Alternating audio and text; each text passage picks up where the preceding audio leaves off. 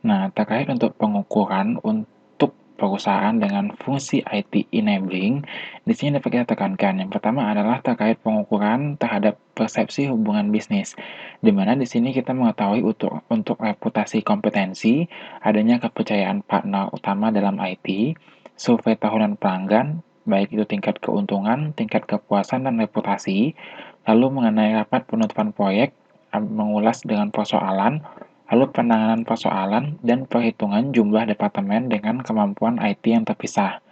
Nah, selain itu juga dapat diukur pengelolaan persepsi bisnis, di mana itu untuk waktu kontrak dengan pemain yang ditargetkan, lalu jumlah pengoperasian manajer perhubungan di lapangan, adanya taraf keterlibatan dalam proyek, lalu IT itu melakukan uji pasar untuk bisnis dan kemampuan mengadaptasi untuk mengubah kebutuhan serta beroperasi pada fase yang sama dengan bisnis. Lalu pengukuran terhadap kesadaran terhadap bisnis, di mana itu pemahaman staf IT terhadap isu bisnis, lalu bagaimana menghasilkan jumlah unit bisnis dan laporan tahunan, feedback dan dari kunjungan, dan mengenai kepala departemen. Nah, selain itu, juga mesti diketahui atau diukur terkait dengan delivery layanan, di mana itu berkaitan dengan kecepatan penyelesaian kesalahan, ketersediaan telepon, dan pertemuan, lalu delivery proyek pilihan. Nah, masalahnya waktu, biaya, dan nilai, lalu bagaimana perubahan rencana terhadap kemajuan terhadap rencana, dan ketetapan mengenai MI, ketersediaan untuk bisnis, kecepatan delivery laporan, ketepatan waktu dan kehandalan, dan pengurangan jumlah sistem yang standalone. Dan MI ini adalah Management of Information. Nah, berikutnya, yang perlu diukur juga adalah perkembangan performansi infrastruktur, di mana itu berkaitan dengan biaya infrastruktur IT, jumlah data center, dan rata-rata biaya untuk setiap data center, serta mengenai kandidat karyawan tiap tahun. Nah, jika IT itu berfungsi sebagai leading, yang harus dipikirkan di pengukuran untuk perusahaan adalah mengenai solusi dan pilihan IT terkait dengan volume yang digunakan. Lalu, reputasi untuk memahami persoalan bisnis, yaitu mengenai feedback dan nilai kepuasan. Lalu, mengenai performansi sistem baru.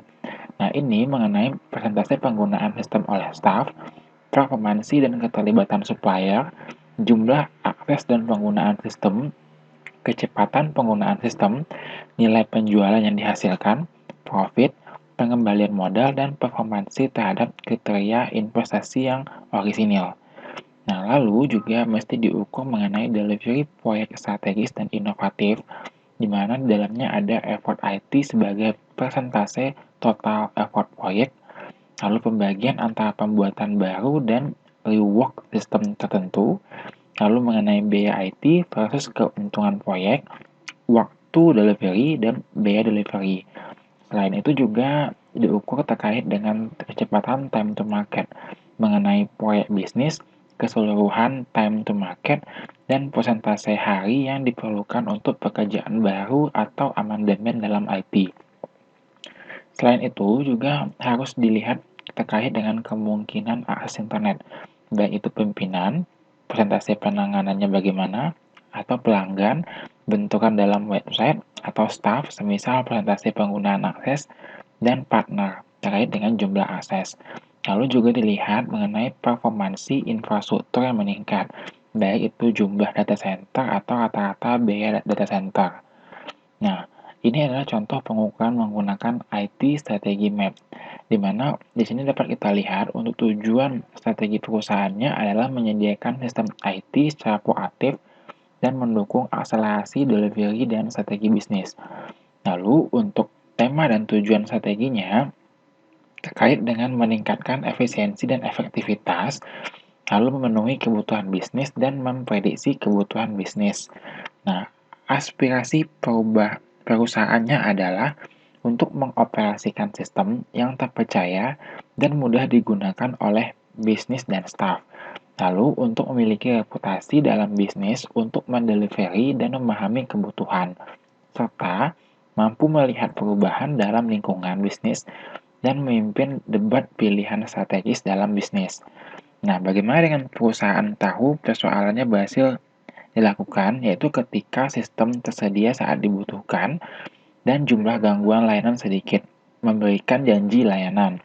Lalu juga dapat dilihat jika staf dapat merespon untuk mengubah kebutuhan bisnis dan fungsi IT yang tetap dipertahankan. Selain itu juga dengan mengalokasikan lebih sedikit waktu dalam pengelolaan dan lebih banyak waktu untuk membawa konsep baru layanan dan produk ke pasar. Nah, keberhasilannya, perusahaan itu diukur dengan persentase ketersediaan sistem, kehandalan sistem, dan delivery layanan versus target SLA.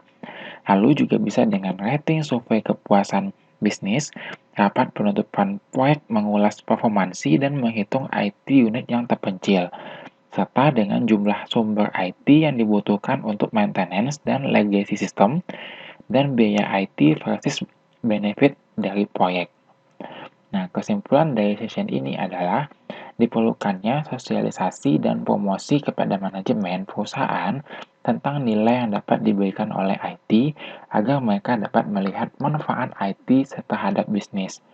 Lalu juga harus dipikirkan mengenai peta strategi IT yang digambarkan untuk tiap fungsi IT dari atas ke bawah, di mana itu akan membantu setiap komponen IT untuk memahami di mana visi mereka seharusnya, peran apa yang paling sesuai, dan mengapa mereka harus berperan.